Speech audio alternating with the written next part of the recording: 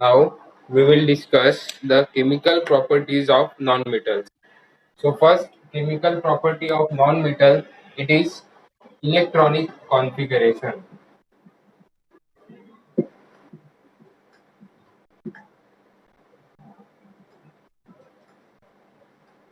जसं आपण मेटलची electronic configuration बघितली, त्यावरनं आपल्याला समजलं होतं की मेटल्सच्या लास्ट ऑर्बिटमध्ये एक तर एक इलेक्ट्रॉन असतो, दोन इलेक्ट्रॉन असतात किंवा तीन इलेक्ट्रॉन असतात.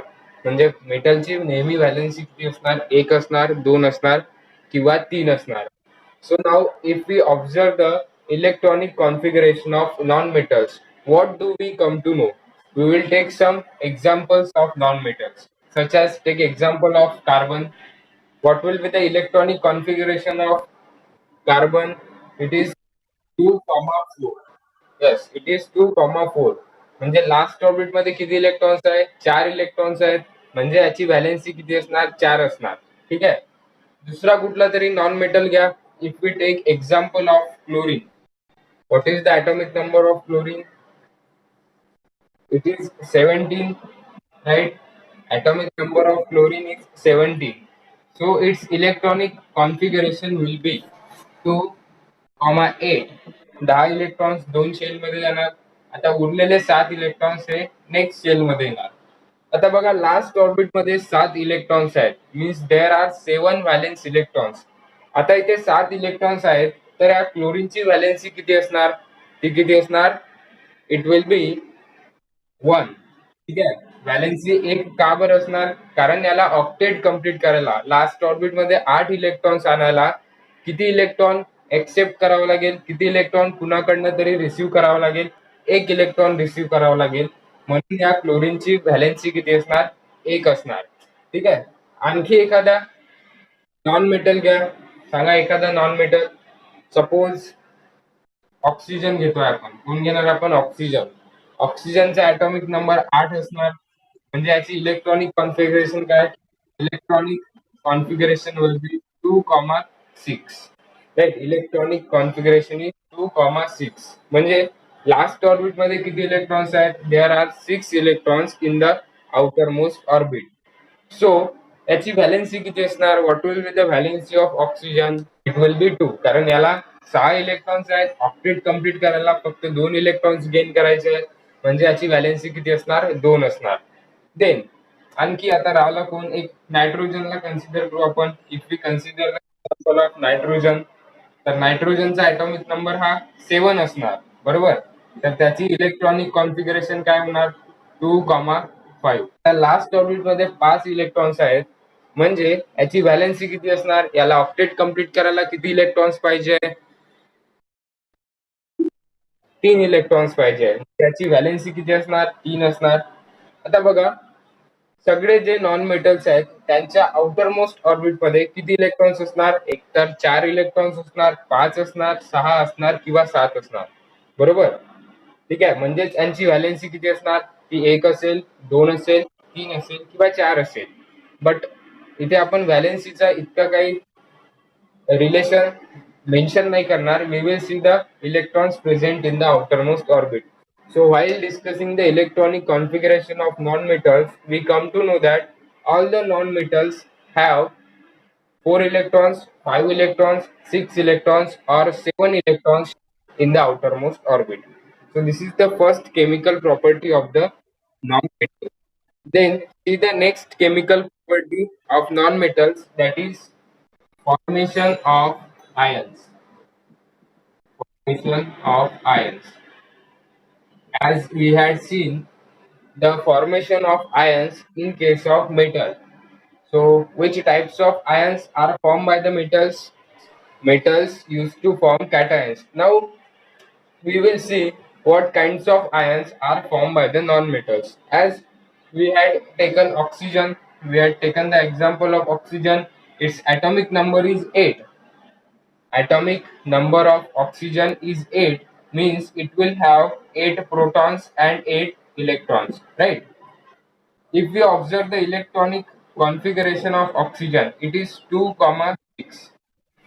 So as the electronic configuration of oxygen is 2,6, means how many electrons are required by oxygen to complete its octet. ऑक्सिजनला त्याचा ऑक्टेट कम्प्लीट करायला किती इलेक्ट्रॉन्स पाहिजे?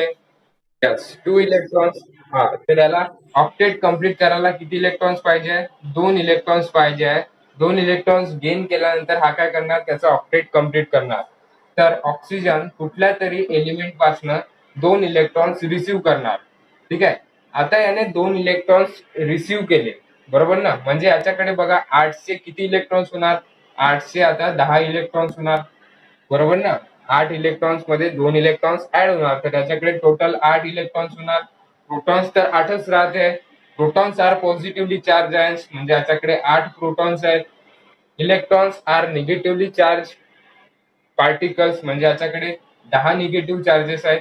तर ओव्हरऑल चार्ज बघा. So see the overall charge on the oxygen, positive 8 आणि negative 10. Positive 8 and negative 10 will be equal to -2, right? Means the overall charge on the oxygen will be -2. हा कुठे देणार आपण? It will be located here, it will be shown here. समजतंय? बघा, oxygen हा 2 electrons gain करणार, octet complete करणार आणि निगेटिव्हली चार्ज आयन तयार करणार. So the negatively charge ion is called as anion. ठीक आहे. जे निगेटिव्हली चार्ज आयन असणार त्याला आपण काय म्हणणार? anion असे म्हणणार. So here in formation of ions we come to know that the non-metals will gain electron, will accept electron, will receive electron to form the anions. They will form anion. They shows the tendency to form anion.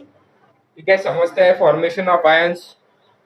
Are you all getting the second chemical property of non-metals? So then see the next chemical property of the non-metals. It is reaction with oxygen. It is reaction with oxygen. So the non-metals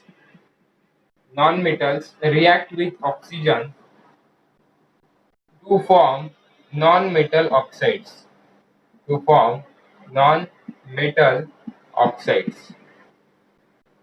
Non-metal will react with oxygen to form non-metal oxides. Consider example of carbon. Carbon reacts with oxygen that will be in gaseous state to form carbon dioxide.